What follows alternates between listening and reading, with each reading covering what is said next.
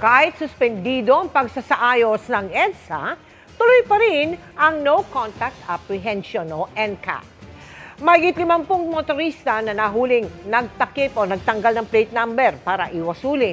Sinampahan ng MMDA ng reklamo. Nakatutok si Joseph Moro. Kung dati face mask, ngayon naman paper plate. Tahon o di kaya panty? Yan daw ang ilan sa ginawa ng mga pumaparaan para malusutan ng NCAP o No Contact Apprehension Policy ng MMDA. Ang motor na ito huli nang dumaan sa EDSA busway. Wala umanong plaka pero nang tingnan ng mga operatiba ang compartment nito, sadyang tinanggal ang plaka para iwas NCAP. Hindi raw uubra ang ganitong mga pagsaway sa NCAP. Kanina inihain ng MMDA ang mga reklamong paglabag sa traffic code laban sa lampas 50 motorista na nagtatakip ng kanilang mga plaka. Hindi lang po mga motorcycles, but now to the extent even four-wheel vehicles, deliberately tinatakpan po ang mga plaka just to escape the mere apprehension of the NCAP.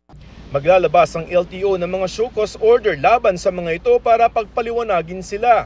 Babala ng MMDA at LTO bukod sa multa sa paglabag sa batas trapiko, maaari ring sampahan ng reklamong kriminal, lalo na yung mga motorsiklo na nagtatakip ng kanilang mga plaka. 5,000 ang multa dito at paglabag yan sa Motorcycle Crime Prevention Act. May pagkakakulong po ito na 6 months and 1 day to 2 years. Sumunod na lang po tayo sa batas para po hindi lumaki ang problema ninyo. Hindi raw pwedeng gawing palusot na wala pang plaka, lalo na yung mga bagong sasakyan dahil ayon sa LTO wala na silang backlog. Kung wala pa silang nakuha plaka, dapat nakalagay sa likod nila yung MV file number. Without the plate po, we can also apprehend para malaman bakit wala ka pang plaka. Maaari raw ma-check sa plate number tracker kung available na ang plaka nyo na pwede pang ipa-deliver sa bahay ninyo. Simula nang ipatupad ang NCAP noong May 26, naglalaro sa lampas 700 ang bilang ng mga motoristang lumabag sa NCAP araw-araw. Pero wala pang napapadalhan ng mga notice of violation dahil vina-validate pa raw ito ng MMDA.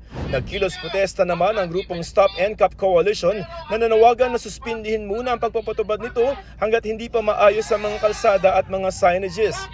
Maghahain daw sila ng petisyon sa Korte Suprema para ipa-TRO ang NCAP. NCAP mahirap! Pag-aralan po muna nating muli.